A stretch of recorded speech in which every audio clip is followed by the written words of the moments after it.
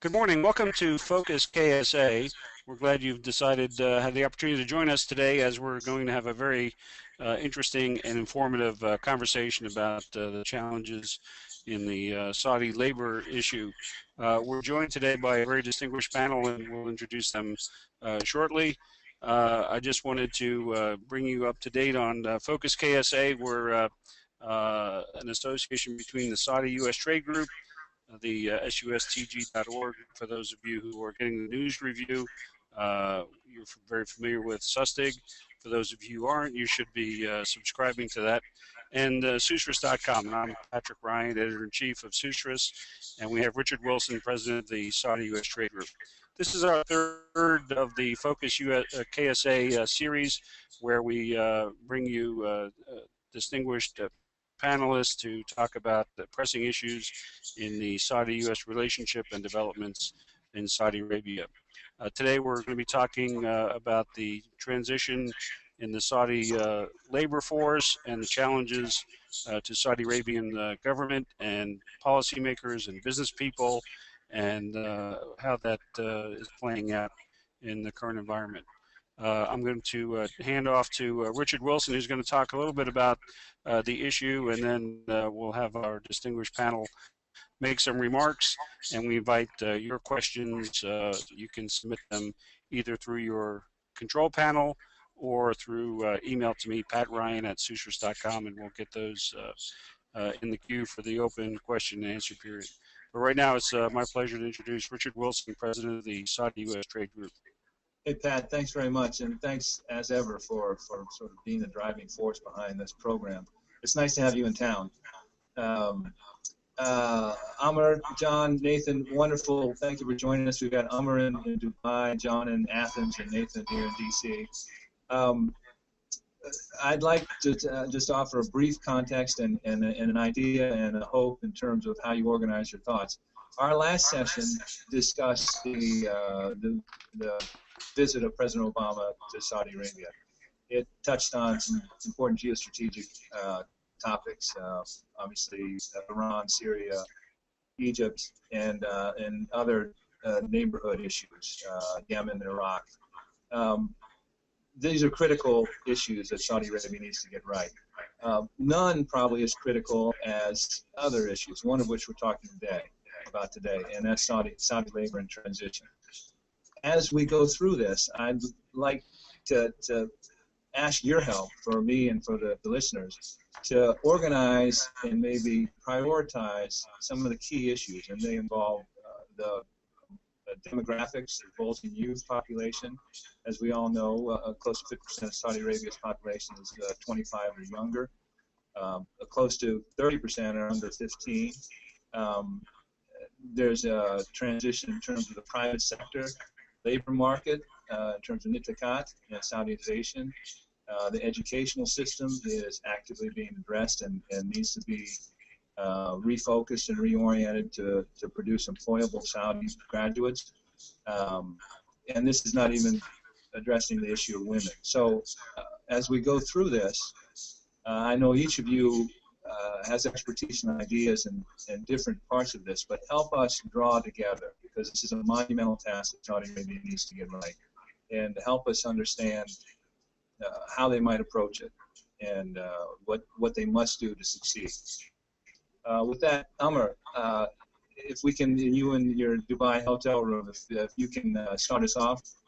I know you are actively involved with all these issues, and I'll come back later because I want to hear a little bit about what Zahid Group and what you've been involved with in some of your lifetime initiatives that deal with youth, employment, and issues related to that. But please, let me turn it over to you. Thank you, Richard, and thank you, Patrick. And it's a pleasure to be here with Nathan and John. And I hope that at the end of this session, that the listeners or viewers would have something of value to take home. Obviously, internal capacity is the biggest challenge to every business and every employer, whether in the private sector, public sector, or the nonprofit sector. Finding skilled people with the right kind of attitude, with the right kind of abilities and knowledge is hard to come by. Additionally, there is the issue of whether these young Saudis want to work or not wanting to work. There are some who actually don't want to work. They're happy to just not work, and that is sad, because I believe that it's every Saudi's duty to work and contribute to the growth of our national economy and the prosperity for all. In order to really just go through the process, it all starts in schools. So you've got education that has to play a role in honing the skills and building the skills and attitude and discipline and code of ethics and shared values that are very important to any employee if they are going to succeed in the business environment. Secondly, you've got the whether the educational institutes miss out on that can be covered by the training institutes, and there are many. There are some that are private, some that are public, some that are domestic, some that are international. And then within the work environment, you need to have proper mentoring. A lot of the times, some businesses fail to look after young Saudi men and women and even persons with disability, and they just let them sort of throw them in the water and let them and see how they would swim without really proper guidance, without proper mentoring, and that is really needed in order for them to start building a career and a career path. And that will lead you to retention. People leave their jobs. The biggest reason for leaving one's job is because they can't get along with the manager, and that is it's a global problem. So just to summarize, because I don't want to take too much time, you've got to start with expectation of the job seeker in what he expects out of the employer and what the employer is providing, and these expectations have got to be realistic. If the employer provides the things I talked about in order to give the employee a happy working environment, then that will lead to job satisfaction, and job satisfaction leads to retention.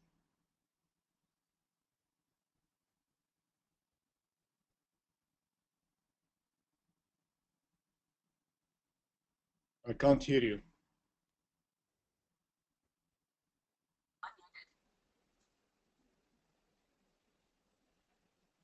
How about now? Yeah. I'm back.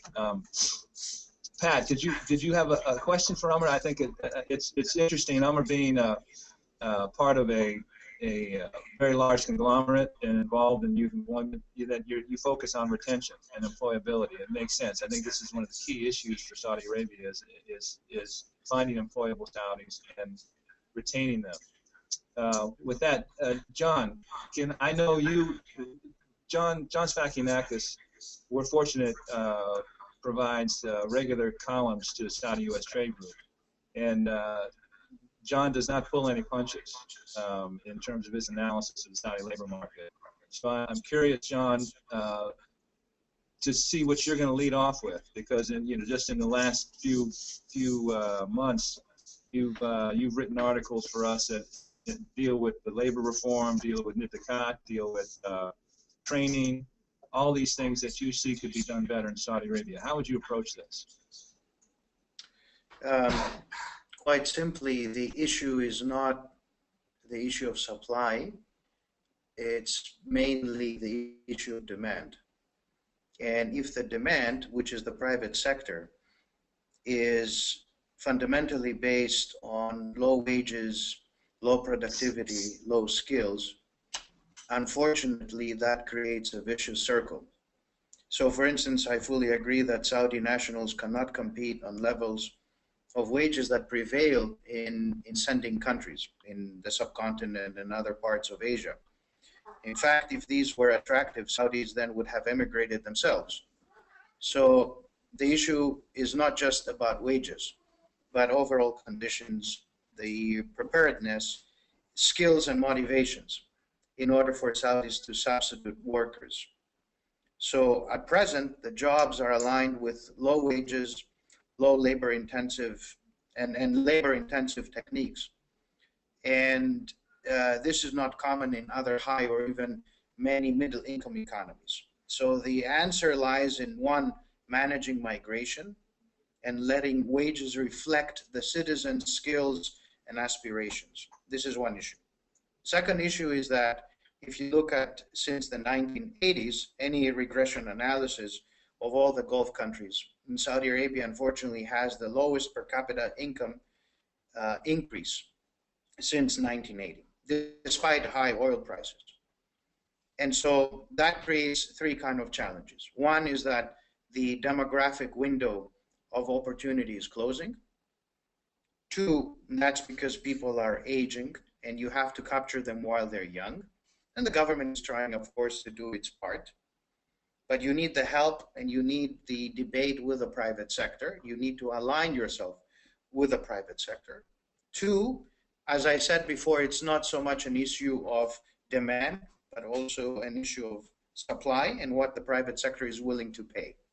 Because if the private sector continues to pay low wages based on low skills, then the economy will continue to be attractive for those kind of people.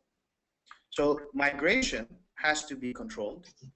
And actually migration over the last 25, 30 years is driving the economy toward low productivity, although it is still profitable for the private sector to employ people due to low wages. So people are quite happy in the private sector. But this is not something that you can push forward, and you cannot create a viable, sustainable economy. And oil finally remains a dominant factor, but historically is a volatile sector and has created this kind of feeling that things are great. However, history shows that oil prices could very well change, and it is a cyclical business. So there are three questions that one has to keep in mind. One is the binding constraint for employing nationals. The issue is here, again, the labor demand, low value added, low wages, that has to change, and the labor supply. And the labor supply, Amr touched upon, and I fully agree, but if you don't have the right demand, the supply will not be there. So people will be sitting at home opting not to work for 5,000 riyals because they can earn 10,000 riyals. So they sit at home doing nothing. And so you have the incentives, which is nitakat, and I'll talk about this later. So the skills, attitude, and incentives right now are not there. The private sector is being pushed in order to comply. So what can the government do? The government can do many things. One is to begin to think in a holistic way about the labor market. So when you have a 5-year plan, you think how this 5-year plan can work to adjust itself on the labor side. Why? Because labor is, to me, the most important component of the future of Saudi Arabia, along with the issue of diversification. Because if you do not diversify, you can have a lot of people who could be in the future gainfully employed, but you don't have an economy. And then you need a time horizon. So to turn the economy into high value added, high productivity, high wages, more employment creation by the private sector, it has to be acceptable to citizens, and it has to be acceptable to the private sector. That's why you need a dialogue. But this is something that doesn't take 5 years or 10 years to adjust. This is a generational issue, and it will take a fairly long time to do.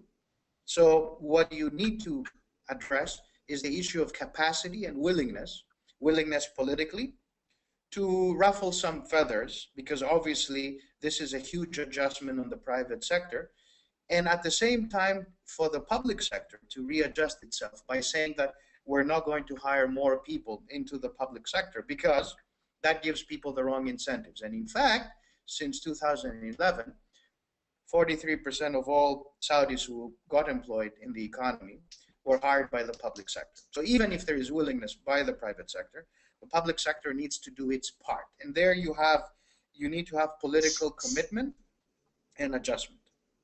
I don't want to delve further. I can discuss the issue of Nitakat and its successes and also failures. But I want to pass the floor to you guys and then for Nathan to have a chance to say his part. Well, let's do that. I think it's critical that we come back to Nitakat, and when you talk about the government willingness, this is clearly the strongest, most determined initiative of this sort that the government has pursued. There's maybe issues with that in your regard.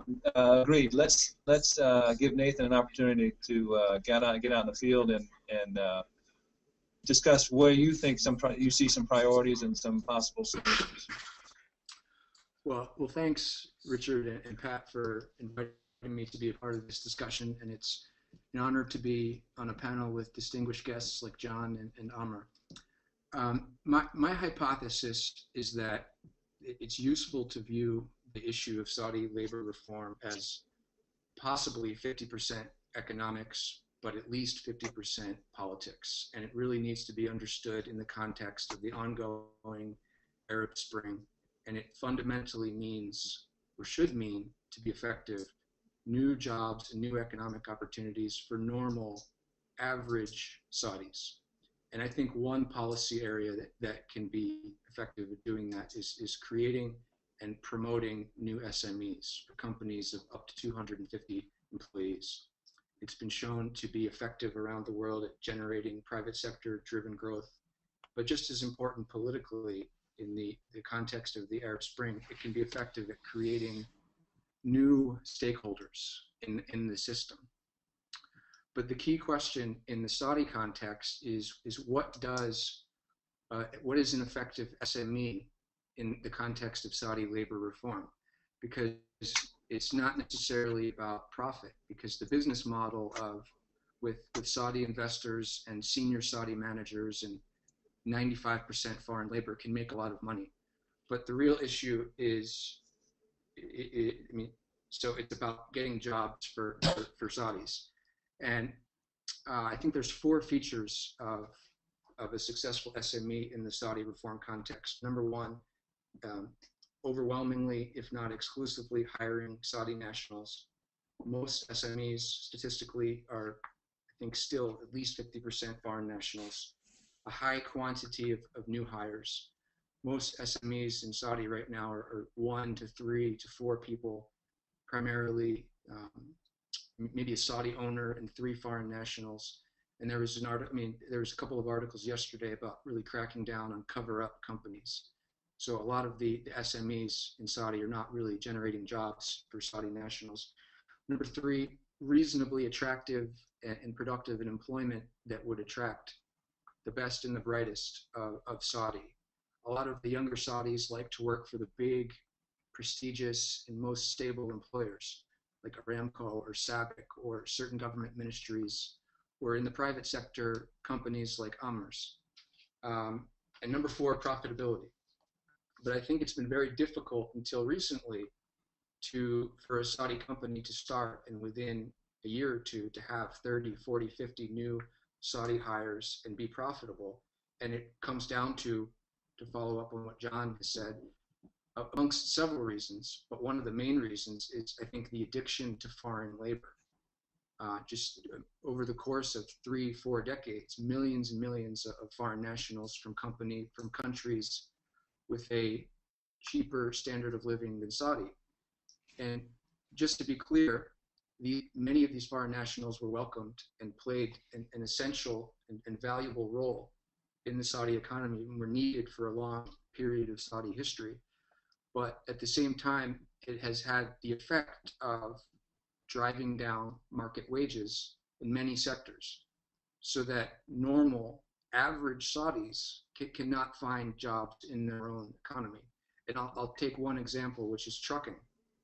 In the 1960s and 1970s, many Saudis worked in trucking, but now it's dominated by migrant workers from the Indian subcontinent or the Horn of Africa, and market wages are $500 to $800 a month, which can support a family in Bangladesh or India, but is not likely to, it's not going to support a family in Saudi Arabia, and is not attracting jobs in Saudi interest. So I think the reform context of the last 2 to 3 years is correcting this situation, and I think as a benchmark should be a situation where a new SME can be founded, and within a year or two you could have 30, 40, 50 new Saudi hires and be profitable in some sectors. And I think government policy in the last couple of years is moving in this area, and that's Nitapat, for example, is limiting the presence of foreign workers, minimum wage of $800 a month, taxes on foreign labor, harsh penalties on illegal use of illegal workers. I think it's $26,000 now is the fine for using foreign workers who are illegal. The Human Resources Development Fund is another effective tool that I think is removing some of the incentive to hire undocumented or to hire foreign workers, and it also removes some of the risk for Saudi companies by paying half the salary for the first 2 or so years. But it's not just an issue of getting rid of foreign workers. There's other factors, and it's about improving the productivity of Saudi labor. But to shift gears for a minute or so, and which sectors of the new economy could new SMEs be effective at creating jobs for Saudis? And I would actually point to the blue-collar sectors of the Saudi economy: construction, maintenance, potentially manufacturing. And I know that is not what most people would say, but one interesting statistic is that the least successful sector in terms of Saudization is construction. And 6% of workers in the construction industry right now are Saudi. But if we flip that around, it also means that it's the sector of the economy where there's the most potential for large numbers of new Saudi jobs. The jobs are already there. There's clear demand for them. If overnight every single foreign accountant was replaced by a Saudi accountant, that would make a very small dent in the unemployment. But if you do that over 1, 2, 3, 4 years with construction, that could make a big dent. And there's a negative stereotype out there that says Saudis don't like working with their hands. And I think that's very simplistic and largely inaccurate. I think it comes down to the wages. Because if you look at the grandfathers and the great-grandfathers of the current younger Saudi generation, they worked with their hands. And the founders of many of the big, major Saudi private sector companies started out working with their hands. It's a question of status, financial status, and the social status that comes with it. And I spent several years working in Saudi, working with directly with Saudis in their 20s and 30s, and I never got the sense that they would not shift their interest if the conditions changed. And I would just draw attention to one important program to watch over the next couple of years, which is the Industrial Clusters Manufacturing Program. And there's a lot of details, and I won't go into it in detail. People can read about it on the internet. But Saudi has some very detailed and ambitious, well-funded programs to be competitive in 5 manufacturing sectors over the next decade. And if they are successful, if they are 50% successful, it's going to mean a more diversified economy with more jobs in manufacturing or the more blue-collar sectors of the economy. And it's something to look out for. And the key question, I think, is what would change interest amongst young, normal, average Saudis and get them more interested in working in these fields. Better pay, but I think if they felt like they were involved in something of importance to the kingdom that is tied to its future success, that would be a factor. And where you have their output tied to incentives, which does not usually happen in most parts of the public sector in Saudi Arabia. So in conclusion, I would just look at Germany and the US, where mechanics and construction workers and plumbers and factory workers can make very good wages. And just as importantly, those jobs have a certain status within their community.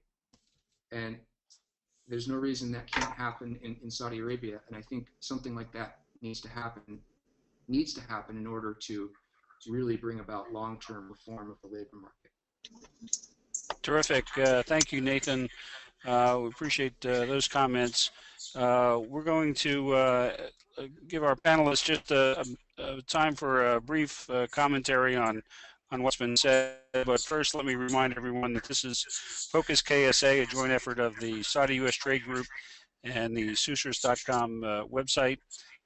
You can get detailed biographies of our guest panelists by going to susers.com/FocusKSA. And we'll get to questions from our audience, and we have some very good ones lined up. But Amr, maybe you can lead the three of you commenting on what's been said, and then we'll get to questions.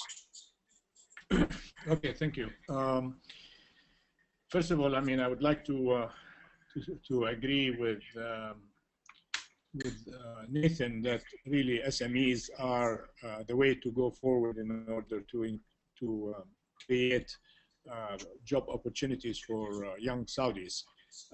Saudi Arabia today, SMEs really rank at the very bottom of the list in the world in creating jobs and hiring Saudis.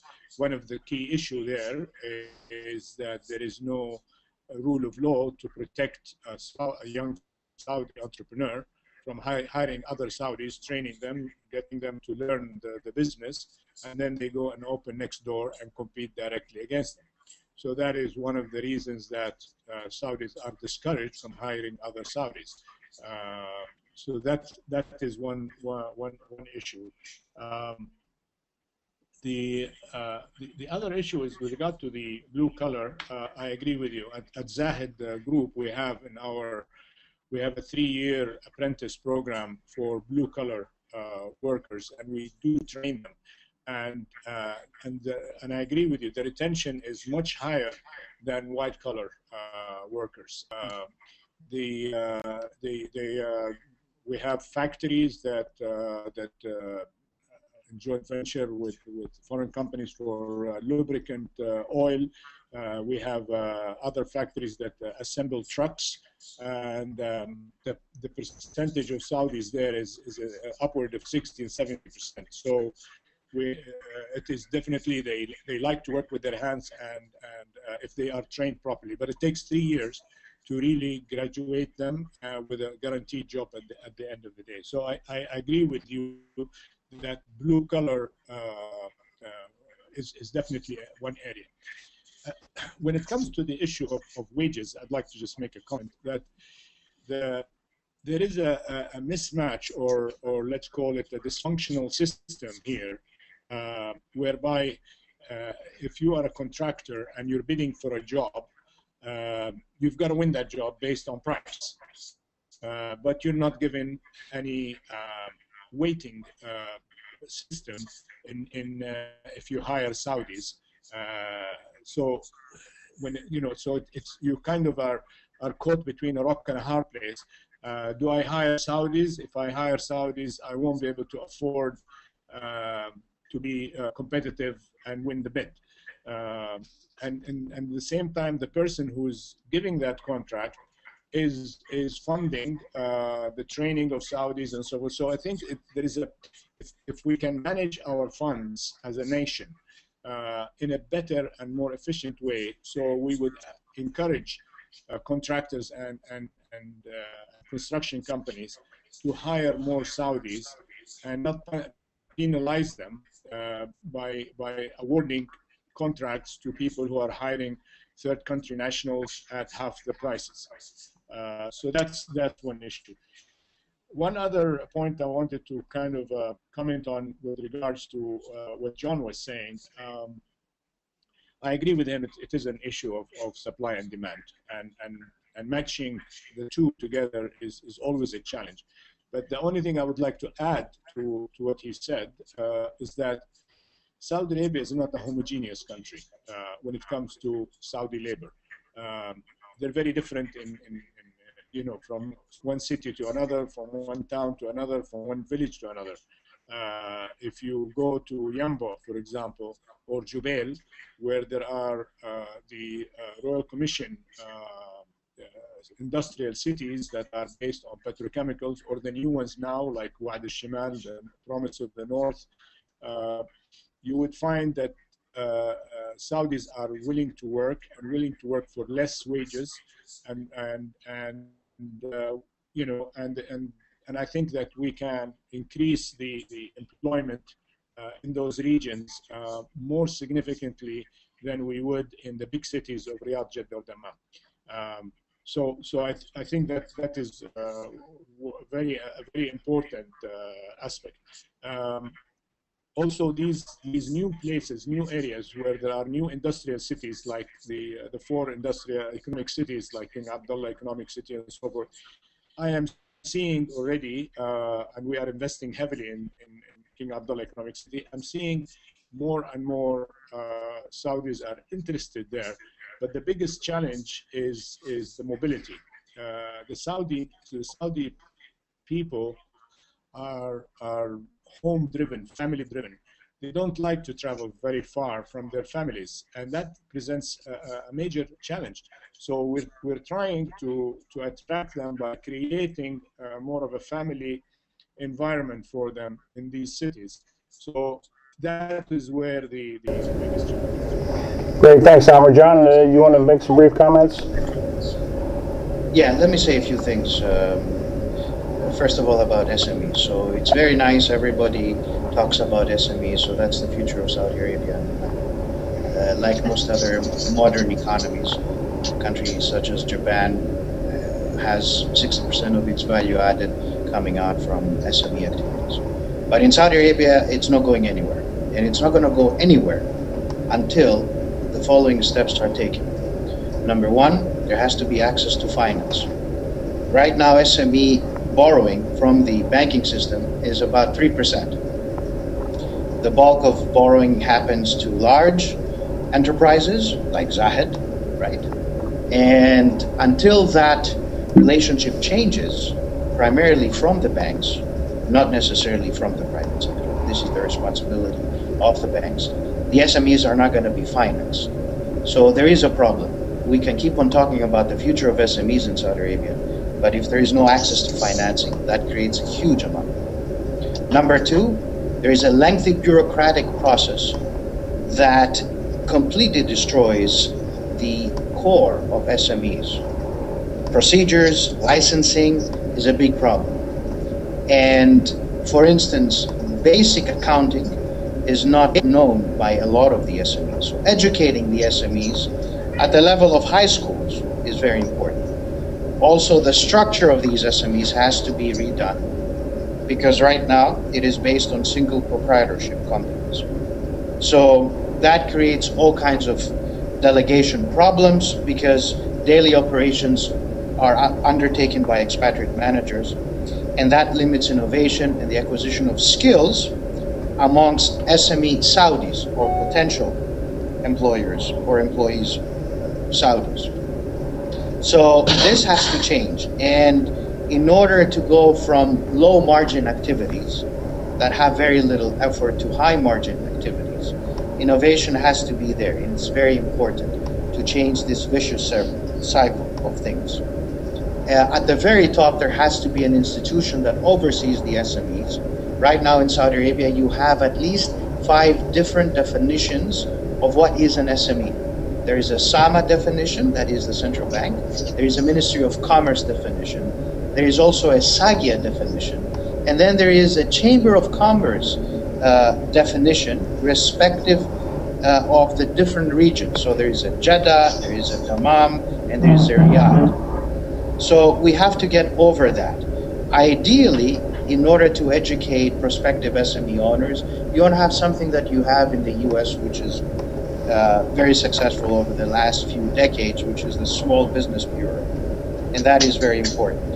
And also you need to mandate, and that's where the government comes in, 20% of all government contracts to be given to the SMEs. Without the above, we can keep on talking about SMEs, and there'll be no SMEs in Saudi Arabia. So that's that with SMEs. Let me say a few things about Nitakat, since you brought it up. I think that it's very important to have two things in Saudi Arabia for the private sector. You need the carrots and you need the sticks. And you cannot, as I said before, embark on an ambitious plan to change the makeup of the labor market without changing the carrot and sticks. You need to have incentives. So administrative measures such as quotas, such as Nitakat, can be good to a certain extent. But the process of nationalizing the labor force cannot happen quickly, as both company practices and national job seekers expectations we need time to adjust. So you need to create incentives for the private sector. And if you look at closely what have been the results of Nitakat, you have mixed results. And I can go into it in more granular terms. So I would say that, if you look at the first 16 months of Nitakat, and I looked at it, I did a study on that. The analysis found that the program succeeded in increasing native employment, but also had significant negative effects on firms. Program compliance rates were high, with firms hiring an additional 96,000 Saudi workers for the first 16 months. So it's not between 2011 and today, but it's between 2011 and the 16 months that preceded.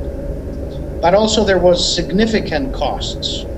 The program cost approximately 11,000 firms to shut down, raising exit rates by nearly 50%. But also the program decreased total employment among surviving firms, and overall private sector employment decreased by about 418,000 workers, which primarily includes expatriates.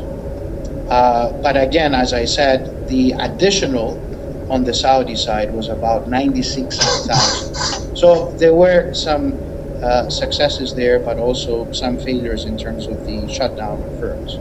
As I said, the nationalization of the labor force cannot be done without having a dialogue with the private sector. The private sector needs to understand that the way it has been doing business over the last 40 or so years, relying predominantly on migrant workers to attain very high margins, can no longer be done. The question that needs to be asked is the following: do you want to have a country? If you do want to have a country, then something has to fundamentally change, because business as usual will not sustain the kingdom for too many years if we keep on doing what we're doing today. Great, thanks, John. Terrific commentary there. Richard? I know, Pat, I know we have questions, but this leads me, listening to the three of you, leads me to an observation. In Saudi Arabia, and having been there and involved with it for 30 years, there's never a shortage of good ideas. The two things that jump out at me, and it's been referenced. One is political will. The other is absence, or at least the inefficiency, of the public-private partnership. And so each of the topics that have been addressed have either been a shortfall in terms of the political will, the approach, or a disconnect between what the private sector needs in order to make the transition, in order to successfully make the transition, and what the environment allows them to do. And so my concern is, go ahead, Amr. Yeah, I just want to respond to this point of yours. I think that what you need to do is, if you take a look at the past 10 years of 15 years of Saudi Arabia, that there was a slow progress in building trust between the private sector and the public sector. There was us and them, and if you're not with us, you're against us. Sounds familiar? Okay, that's what was the story in Saudi Arabian labor. But as of recently, I think, and I'm sure John would agree with me, that there are more public-private partnerships that are being developed, especially in cities like Medina, for example, where 97% of commercial registrations are SMEs, and they need a lot of help, and they're trying to create made in Medina industries, not necessarily blue collar as Nathan was suggesting, but more of the type of industries that would be attractive to religious visitors to Medina, such as praying beads, praying carpets, and other stuff that can be made in Medina. The dates, and packing the dates and selling it and so forth. And you can create a whole chain in these industries. And the private sector is heavily involved in it. Zahid is involved in it. The Lebanese are involved in it. We're creating a training center there. And like John had said, the banks have got to do their part. We at Zahid, with Agile Financial Services, which is a partnership between Zahid and Riyadh Bank, so Riyadh Bank is involved in that. We look to young Saudis who cannot get credit from the banks. We fund them, we train them, we plug them in as subcontractors to our main clients, and we monitor and mentor them to make them successful SMEs. And we've had some great success over the past 3 years that we've been doing it. And now we're addressing it in the Wahd al-Shimal, the North Promise, with Ma'adin in the mining industry, to create the contractors of the future. So the private sector have got to bite the bullet and put their hands in the hand of the government, which is willing to be putting their hand out to the private sector, and to create public-private partnership. And that is happening. Can I step in with that? Nathan, go ahead. John, like I said, in terms of what you said about the lack of finance and the lack of regulation, I totally agree. But that's the topic. I mean, of this discussion is labor reform, and so rather than saying those are the problems that have plagued, that have prevented the formation of new SMEs up to this point. But I mean, it's essential for the future of the country's development, and so those could be the specific areas where the reform should be focused. I said specifically that it's very difficult to start a new SME now, but what you listed, I don't think those are permanent obstacles to starting new SMEs. Those are areas to focus the reform on. Sure. I completely agree. There is no issue there whatsoever. I think what I wanted to highlight is basically the way to go ahead in order to unlock the potential of the SME sector. So basically providing a roadmap for the government as to how to do it.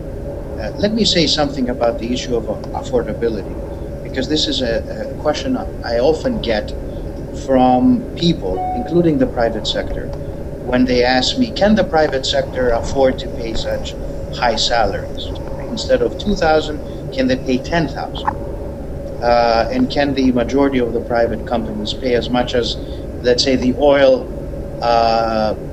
and gas-fueled public sector? Well, first of all, the private sector can pay more if its productivity increases. That's very important. So it's not going to pay more if its productivity decreases over time. And this will not only contribute to economic growth, that is productivity increasing, but also increase incomes of workers who can then spend more and thus increase further the revenues of the private sector. So this is a virtuous circle. This is a very important circle that creates wealth within the economy. So in some ways, I want you to think of the opposite. Can, let's say, Saudi workers and citizens be eternally doomed because the private sector can operate only with low wages? Think of China, for instance. Wages are now increasing and increasing fast in China. Hence, China is becoming not so much wage competitive. So aspiring economies need at some point to migrate from low productivity, low wages, to high productivity, high wages. And I'll use an example that I used in my recent op-ed. And I said that you have a lot of people clean streets in Saudi Arabia, and they tend to be all expatriates. So what you do there is you apply administrative measures, and that's where you need to have administrative measures. You get rid of them, and you hire instead a Saudi for the wage of 8 expatriates. And you give him a machine, he sweeps the street clean in an air-conditioned and dignified manner. And I think that you will potentially find a lot of Saudis.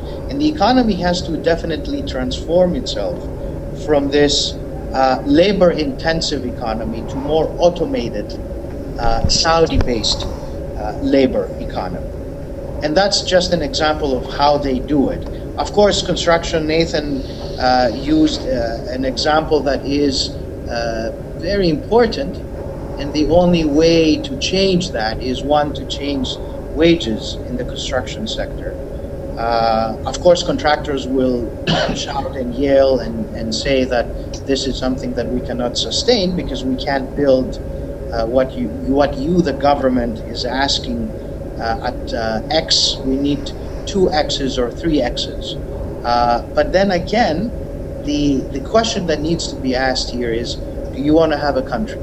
And the answer should always be yes. Hence, we go with the proposal that construction, tourism, services, as Amr said, part of it is manufacturing. Maybe Saudi Arabia cannot industrialize as much as China, and it shouldn't. Assembling cars is not something that Saudi Arabia is going to do very well. There are others who do it much better, and they have the size and the economies of scale, but they could very well assemble parts, because 60% of the component of a car is plastics, and Saudi Arabia has a lot of plastics, as we know, and a lot of petrochemicals. But that again doesn't create a lot of jobs, right? Even if Saudi Arabia becomes the center of automobile assembly in the world, it becomes another Detroit or another Turkey or another UK, it's not going to create enough jobs, because over the next 7 years, Saudi Arabia needs to employ about 2.5 million Saudis. So that's the challenge. But what I'm saying here is that the government needs to think in holistic terms, from the very top to the very bottom. Everybody in every ministry needs to work towards the goal of creating jobs, and it's not the goal of anything else. If you pass this message, so the 5-year plan, which is in other terms as good as fire for the winter, then you need to think, how do you create jobs and how do you help the economy diversify? Let me follow up on that. We need to get into a couple of questions from the audience here. They're building up in the queue, and thank you to everyone who's commented or submitted questions. Just a reminder, we're conducting FocusKSA webinar. We thank everyone for coming. This is sponsored by the Saudi U.S. Trade Group and Susras.com. John talked about the government taking a holistic approach, and one of the questions that we have in the queue comes from Fahad Nazar, who says, Amr talked about the Saudi employees' expectations from management. What about the Saudi citizens' expectation from the Saudi state itself? Some analysts, himself included, have written about a sense of entitlement among some young Saudis and whether the changing demographic reality requires the state to recalibrate its ruling bargain. Is it time to redefine the state's obligations to Saudi citizens, as well as Saudi citizens' responsibilities to the Saudi state and their economic well-being. And while you ponder that, let me also throw another question to our distinguished panel from Laura Owen, who writes in that the elephant in the room is 50% of the population is women. There are no women on this panel. Oops. I'll address that. We will be seeing many of the distinguished Saudi business women and others who represent various viewpoints in upcoming FocusKSA panels. Unfortunately, we didn't today. Perhaps our oversight, but we're pleased with the distinguished panel that we do have assembled here. So perhaps in addition to the first question, there can be some comment on Laura's question. She says that respectfully, unlike many men in KSA, the women want to work, they are well educated and have a strong work ethic. Please address this important topic. Amr, do you want to start? Is it time to reassess the bargain between the government and the citizenry, and or the question about representation of Saudi women in the workforce? Okay, let me take the second question first. First of all, I'm a champion of women employment and women getting their rights as equal citizens in Saudi Arabia. I know at Zahid we have been doubling the employment of women every year for the past 5 years, and we will continue to do that. They are getting jobs, not just the traditional jobs in administration and finance and IT and HR, but they are also getting into the technical field as well. We have electrical engineers, we have Six Sigma certified women, and we're very proud of every one of them. I agree that women would solve a huge problem of unemployment. As you know, that even within half is 80% of the women that are registered in Hafiz are unemployed. They are looking for jobs. So we have to help them. We have to really take a concerted and serious effort in employing women in all fields. And women themselves are becoming more demanding of their rights. We're seeing women are getting more rights. Now they can go open businesses, deal with their own licensing issues and so forth without the need for a male agent, and that is a big progress. So it's work in progress, and I add my voice to Laura that really we should have had a woman represented on this panel. I'm sure she would speak much better than I would. As far as the expectations issues, we cannot really separate the citizen from the government. King Abdullah, in every action he has taken, and he is a change agent, has been for the benefit of the citizen, whether the citizen expects it or not. And this continues to be his motto. Find the best that there is for every single citizen, from a health point of view, from an economic point of view, from an education point of view, from every single point of view, and he keeps instructing the ministers to provide for the citizens. As far as the citizens are concerned, every citizen has a right to work, whether they are men, women, or persons with disability. I'd like to address that last bit. As you know, I'm involved with Qadirun Business Disability Network, which is a non-profit organization. It's a national network, and we work directly with the employers, whether those employers are in the private sector, the public sector, or the non-profit organization, to help them to create a work environment that is conducive to persons with disabilities to work in, change their policies and procedures, help them with training their HR managers and so forth, and at the same time be a lobbyist with the government in order to help create more jobs and greater inclusion of persons with disability on an equal footing with everybody else. So I think it's all about equality and fairness, and if everybody keeps that in their sight, then I think we would succeed in really bringing up our nation into greater prosperity. Nathan, any comment on the ruling bargain between the government and the citizenry? Is there a change in how the people of Saudi Arabia should view the labor compact with the government? Well, as a citizen of the United States and not Saudi Arabia, I don't think it's my position to comment on the political bargain between the government and the people of Saudi Arabia. In terms of the labor pact, I take in general a glass half full approach to the government policies of the last couple of years.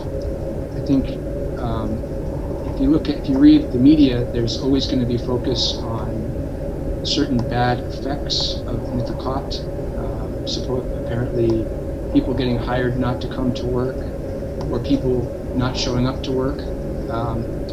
But I really think we need to look at the plus side, and more Saudis are getting hired in the private sector, and it won't happen overnight.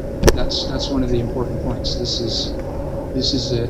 situation with the distortions is a product of several decades, and it's going to take time. And also, I would just say that there are going to be some losers of Saudization, in the sense that not everybody is going to benefit. Some of the very small companies will suffer.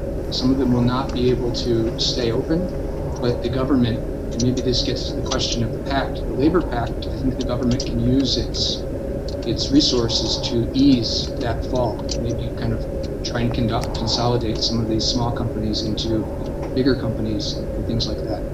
John, we have a comment for you from Michael Slater. He agrees with your comment concerning the private sector demand, which is focused on low-skilled, low-value workers, which are jobs Saudis will not take. This will be further compounded by the number of university students that will return and require higher-paid jobs. All that said, what sectors does the government need to focus on? Financial services, insurance, pension, asset management, etc. Those areas seem to be an opportunity. None of the above. Simply because the banking sector has created so far about 40,000 jobs. So even if it becomes the region's center for financial services, it could potentially create another 40. As I told you, there'll be a couple of million plus Saudis looking for jobs over the next 7 years. So finance is not going to cut it. It has to be the bulk of the employment force in Saudi Arabia, or the labor force in general, which is coming from the services sector. Wholesale and retail alone creates about 850,000 jobs. So if you get rid of half of them, you have 500,000 jobs right there. Tourism potentially, once you create the infrastructure, once you push more for religious tourism, then you could potentially replace a lot of these Saudis. So I would say that the service sector overall, and Saudi Arabia needs to think of how it's going to be seeing itself in the future. Manufacturing could create some of these jobs as a replacement factor, but Saudi Arabia is not going to become a manufacturing hub. If Egypt, for instance, or Turkey progress further, and if Egypt gets its house in order, it will compete aggressively with other countries. And mind you, that Saudi Arabia is competitive on the manufacturing side because of the subsidies. If you take out energy subsidies and labor, which is expatriate, then manufacturing does not have a competitive edge except certain areas. So that's one. Number two, you asked about the issue of the pact and the entitlements. Well, I think that things have to change in the future. Saudi Arabia can no longer provide what it used to provide. One, because it's a much bigger country than what it used to be 30 years ago. So it is a political question, but for sure, citizens have to change their minds, as well as the government. Now, as I told you, since 2011, up until 2013, so from 2011 to 13, according to the latest labor survey of the Ministry of Planning and Economy, which produced, by the way, the statistics on labor, 43% of all jobs were created by the public sector. So Saudis cannot forever expect that they will be hired by the government. Why? Because 43% of Saudi Arabia's budget goes towards supporting wages and salaries for the government. So how sustainable is that? That is not very sustainable if you keep on hiring ad infinitum. So that's with that. Finally, I want to say something about female employment, unemployment, and the issue of that. I would say that economic necessity in Saudi Arabia is going to change dramatically over the next 10 years, the labor structure in Saudi Arabia. And whether people like it or not, whether they're conservatives or not, in other words, women are going to be very active in the labor market. Why? Because inflation is an issue, costs are rising, and you can no longer sustain a household in Saudi Arabia with one male individual supporting the rest of the family. So you need two members to support the family. And in fact, and I would say that this is a myth, just to support the person who asked the question, in the sense that there was no female participation. It is a myth to assume that in Saudi Arabia unemployment is high because of high female unemployment. In fact, high unemployment in Saudi Arabia is because of high male unemployment in terms of total numbers, but also high female, but not just because of high female unemployment. John, if I could ask just quickly, we have a question from Hassan Ghazali who asked about the tourism and hospitality sector. Can you talk a little bit about the challenges in that sector and improving Saudization in tourism and hospitality? Is that a conversation that people are having? No, it's not something that is en vogue, as we say. It's not something that is in the minds of the high policy makers at the moment. Definitely, this is something that will add potentially a lot of value. Tourism contributes about 9.3% of GDP to the Saudi economy, and it could by 2025 add another 5 to 6 percentage points if it's done properly. And again, in order to do that, you need financing, and you need to be able to do that in order to create additional jobs. Tourism throughout the world has many multiplier effects. It creates more jobs for a lot of people in restaurants, in hotels, in many of these service areas. So it's something that Saudi Arabia needs to think of, mindful of its culture. Saudi Arabia could potentially create multiple Sharm el-Sheikhs, that is the resort in Egypt, for those who don't know, multiples of that.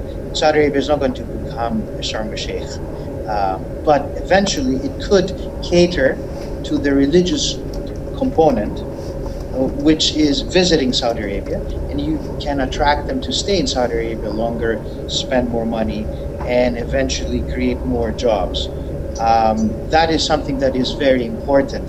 Out of the total amount of jobs in the tourism sector today, which is 751,000 people, only 27% of them are actually Saudis. So alone, if you Saudiize that, you create about 750,000 jobs today, and then additional jobs as the market expands. Great.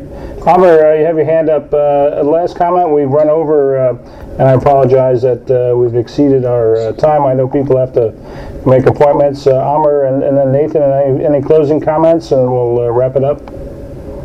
Yeah, I just wanted to just add to what John was said. A lot of people, when they think of tourism in Saudi Arabia, they tend to think of religious tourism, but actually there is what we call environmental tourism. We have areas where there is volcanic rocks that are absolutely beautiful, that can be visited. We have also a lot of archaeological sites all over the country. We have some beautiful areas where people can go and picnic, and we have many people, especially from the Gulf. They come to the south of Saudi Arabia, in Abha, Khamis Mushair, and so forth, and they spend their and Taif, and they spend their summers there. It's cooler, it's higher, so I think that definitely tourism is a big thing, and it would be a job creator for sure.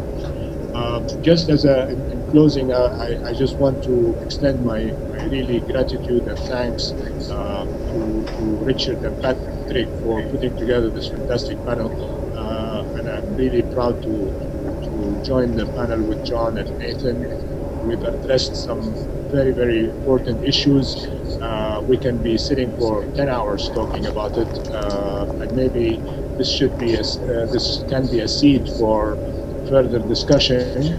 We have the Jeddah HR Forum coming up soon enough, and I don't know if you're participating, John, but this is something that we can definitely carry on the conversation, and this conversation should never end with just a 1 hour webinar, but should be a continuous dialogue.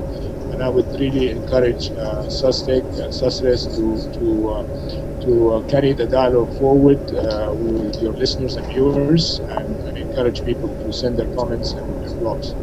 Thank you. Thank you, Amr. Nathan, the floor is yours for a minute. Just a quick closing comment. I think just in general, like a big picture analysis of this topic, I think it's important to have reasonable expectations. This is a long-term problem. It won't be solved overnight. The government has put in place, I think, serious strategies to fix them, but they're not going to be perfect, and there's going to be inefficiencies. But the data suggests that more people are being hired in the private sector, which in balance is a good thing. But number two, the government can't do everything, and it's really on young Saudis to step up. And I mean, the government, I think, in terms of SMEs, this is one area. And John focused on real, genuine problems in the past, but moving forward, if some of them can be eliminated, that's where the opportunities are. And it's also important to be realistic about the nature of the different sectors in Saudi Arabia. As John mentioned, there's 40,000 finance experts right now in Saudi Arabia. Best case scenario, that might double to 80,000. So it's important to be realistic about the types of jobs. And I think statistically, it's in the blue collar sectors of the economy. And thank you to Amr and John, Patrick, and Richard for this very interesting discussion. Thanks, Nathan. John, a last minute? Yeah, thank you, everybody. It has been a great pleasure. Amr, I would gladly attend the forum if I get invited. You're my It has been a pleasure, guys. Two things to keep in mind. There are two propositions here. One is for the employment space, and the other is for the policy space. Let me start from the policy space. The critical policy instrument is the 5-year plan, and what gets included in it and how well it is implemented on the labor issue is very critical. So the 5-year plan, in my opinion, needs to think of labor, labor, labor. That's it. On the issue of the employment space, it is the demand for labor that determines the level of employment and required skills. Now, the supply of labor, that is education and skills, determines employability. We need to look at both of these things. We have been looking at education. Technical education is key in Saudi Arabia. We need to enforce that. But it is both demand and supply that drive incentives and drive labor costs and migration for employers that need to be there administrative control in order to control the inflow of migration. And that eventually will increase the level of wages and the quality of employment for job seekers. So eventually the economy will go to a high wage economy that creates more productivity. That's all from my side. Thank you, guys. Great. Thanks, John. Again, fantastic work. Thanks so much. Thank you, Nathan Field, the co-founder of Industry Arabic, Amr Khashoggi, Vice President for Group Affairs at Zahid Group, and John Sfakianakis, the Chief Investment Advisor at Masic in Riyadh. I'm Patrick Ryan, Editor-in-Chief of Susris.com. This has been FocusKSA. We'll be here regularly. Check Susris.com for listings of what's coming up. And now we'll toss it over to Richard Wilson, the President of the Saudi U.S. Trade Group. Gentlemen, wonderful. Thanks so much for being with us. John, you finished on an important point, and that's sort of the other elephant in the room, in addition to women, and that's the education system. And as a segue, a future edition of this series will focus on education, because that speaks to the productivity you've talked about, the matching up of the labor force with the needs. So education will definitely be a topic we'll dive into deeper. But thanks so much for everyone's input today. It was a terrific conversation.